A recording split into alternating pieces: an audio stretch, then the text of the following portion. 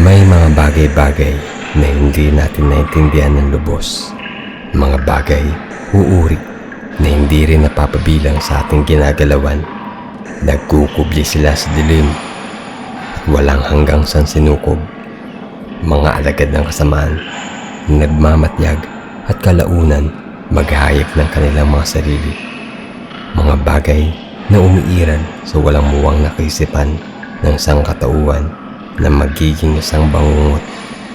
Halika't samahan niyo ko sa mundo ng karimlan.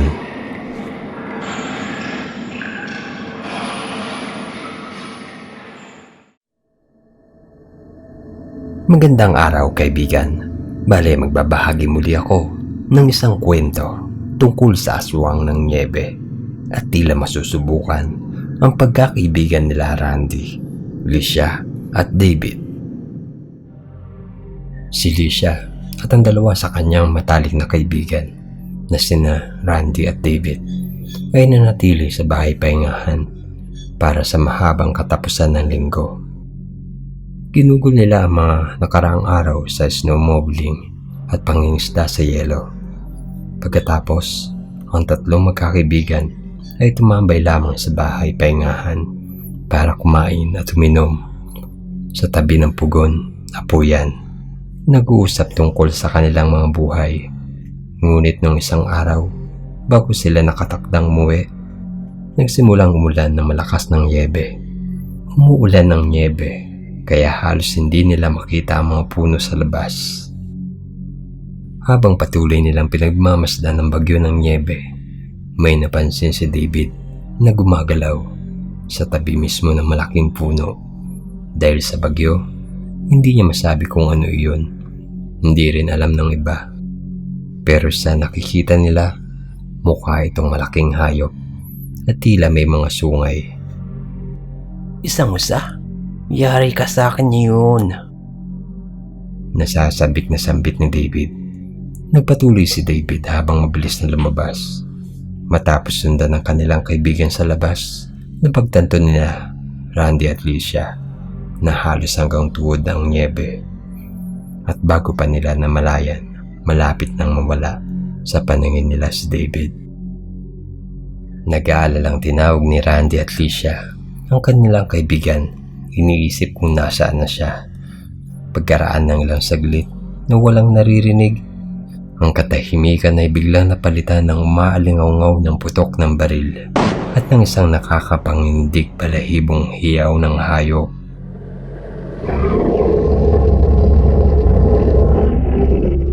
David! David! Sumisigaw si Randy sa pangalan ni David habang galit na hinahanap ni Licia ang kanilang kaibigan. Bigla nilang nabataan ng isang figura na mabilis na lumalapit sa kanila. Si David iyon. Pero laking gulat nila. May nakikita rin sila sa likod nito. Hindi nila ito makita ng malinaw. Ngunit isang parang malaking nilalang ito at sinusundan nito si David. Pumasok kayo sa loob, bilis! Pumasok kayo sa loob, bilis! Dali! Sigaw ni David. Sa takot, parehong tumakbo pabalik sa cabin sina Randy at Licia at baka sa kanila ang pangingilabot. Nakita nila si David na nadapa sa malamig na niebe. Walang pag-alinlangan, kinuha ni Licia ang isang palakol at ipinukot ito sa nilalang.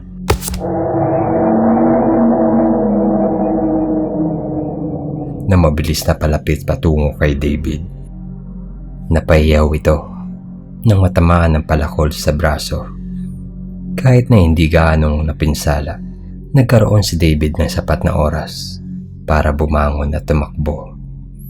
Habang palapit ng palapit ang nilalang, mabilis na tumakbo ang magkakaibigan sa loob ng bahay pahingahan. Nang hindi nag-aaksaya ng oras, isinara at kinandado ni Randy ang pinto. Pagkatapos, Ano? Huwag maingay, tumigil ka! ano yun? Pilit na tumahimik ang tatlong magkakaibigan nang marinig ang mahinang ungol ng nilalang sa labas. Makalipas ang ilang segundo, narinig nila ang nakakarinding kaluskos sa pader na nagsimulang umiikot sa bahay pahingahan. Ngunit dahil sa bagyo ng niyebe, wala silang makita mula sa mga bintana. Hindi ko alam kung ano yun. Malaki at kinagat ako. Nagpatuloy ito habang nagpapakita siya ng sugat sa kanyang balikat. Kinuha ni Licia ang paunang gamot at ginawa ang lahat para gamutin ang sugat ni David. Sinabi ni Randy sa iba na nakakuha na siya ng shotgun. Ngunit habang tinitignan niya ang isang kahon ng bala, napagtanto niyang kaunti na lang ang natitira. Kahit na natatakot silang lahat, ginagawa nila ang lahat para manatiling kalmado. Gayunpaman ay nakaramdam ng kaunting ginhawa nang bigla nilang mapansin na huminto ang nakakarinding kaluskos sa pader sa labas. Nahinto ang pagdurugo sa sugat ni David. Sinamahan ni Licia si Randy sa pagsisikap na hindi mapasok ang bahay pahingahan. Ginagamit nila ang anumang muebles na mahanap nila para maharangan ang mga bintana. Pagkatapos magbarikada ng ilan pang bintana. Sa kusina, hindi pa naharangan. Teka, ako na doon.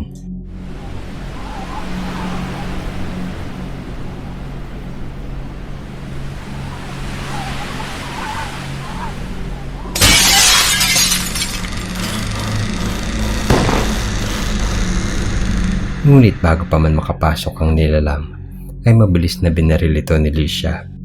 Ang nilalang ay sumisigaw sa sakit habang ito ay lumatras palayo patungo sa bagyo ng niyebe. Matapos harangan ang nasirang bintana ng mga muebles, tinulungan ni Licia si Randy na bumangon mula sa sahig. Nakayuko silang dalawa sa tabi ni David sa sala habang patuloy silang nakikinig at nagmamasid sa anumang senyales ng nilalang sa labas. Dapat nating subukang guluhin ito. Ano? Ngunit sa sandaling iyon, bigla silang nakarinig na nakakatakot na tunog ng isang malahayo at nakakabinging dagundong. Tinatakpan ng magkakaibigan ang kanilang mga tenga habang ang tunog ay nagiging sanhi ng pagyanig ng lupa. Sa kabutihang palad, ang dagundong ay tuluyang umupa pagkatapos ng 1 minuto. Ngunit ang buntong hininga ng magkakaibigan ay naging kakilakilabot na makarinig sila ng mahinang dagundong. Nagsisimulang manginig ang lahat ng papalapit ang tunog. Isa itong pagragasaan ng niyebe. Isang napakalaking tipak ng niyebe ang biglang gumagasa sa bahay pahingahan na sumaklob dito. Dumilim ang paligid. Nangangapa sa dilim si Randy habang ito'y nakahanap ng ilang lampara. Napansin ang 3 magkakaibigan sa may kusina na nasakluban na sila ng gumuhong niyebe. Nakapasok ang niyebe sa sirang bintana. Nagdulot lang ba ng pagragasa ng niyebe ang nilalang na iyon? Isa ba itong halimaw ng niyebe? Ano ba yon? Mayroong kwentong bayan na may namataang isang halimaw ng niyebe. Ang nakapagkwento, isa sang mga ngasto. Pero sa tingin ko isa lamang itong malaking oso eh. Pero nagugulahan pa rin ako. Di ko mawari kung ano man yung umatake sa akin kanina. Tama na, pwede ba? Kung ano man yan, papatayin natin. Ano ba dapat natin gawin?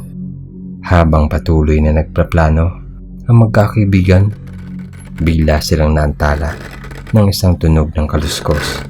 Nabahala sila, parang may kung anumang naguhukay ng niyebe sa bandang itaas. Walang signal dito. Walang nakakaalam na nandito tayo. Ay na siya, naguhukay na sa taas. Sinadya nito magparagasa ng niyebe para makulong tayo dito. At ngayon ay susubukan na nitong makapasok. Tama na, pwede ba? Ginawa ni Licia ang lahat ng kanyang makakaya upang masiguradong ligtas ang iba pang mga bintana sa paligid ng bahay. Ngunit pagbalik niya sa sala ay nakita niya nakatulog na ang 2 niyang kaibigan. Gayunpaman, sinimulan din niyang mapansin ang dingding ng niyebe mula sa kusina. Nagsimulang yumanig. Maya-maya pa ay nagising sina Randy at David na makarinig sila ng ingay. Kailangan nating lumipat sa isa sa mga kwarto ngayon na.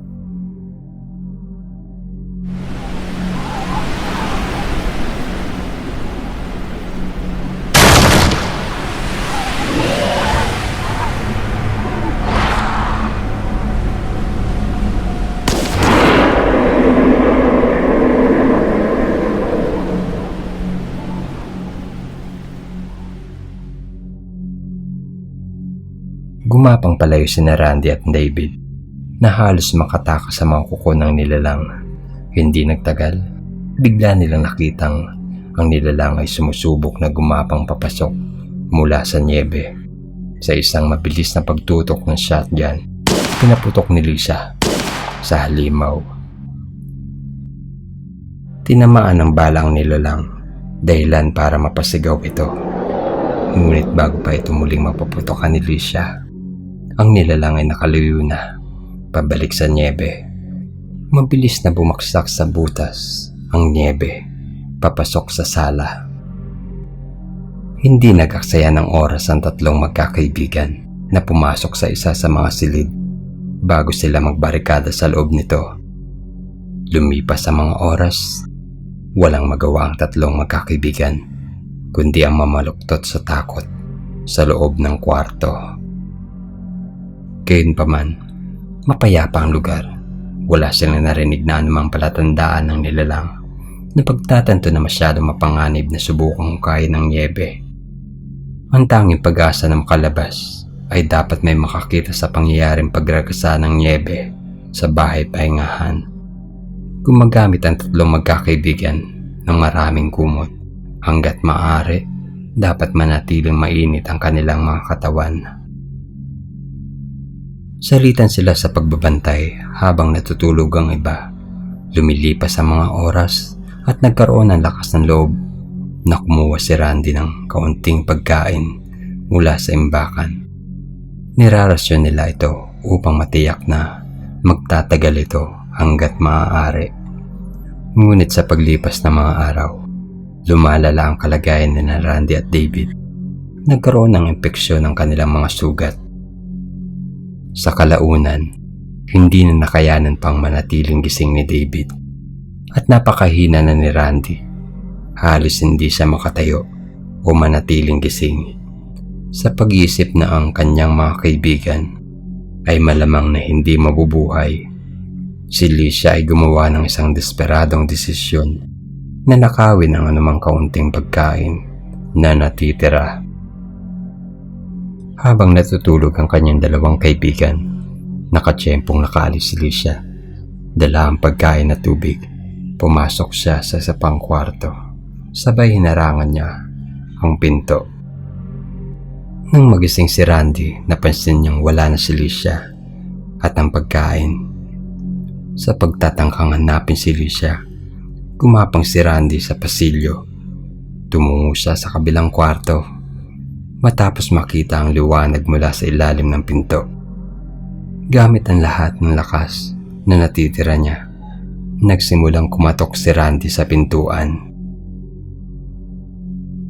Nakikiusap siya kay Lisa na huwag silang pabayaan ni David, pero walang nagawa si Lisa kundi hindi siya pansinin na pagtantong walang silbi ang kanyang mga paghingi ng tulong.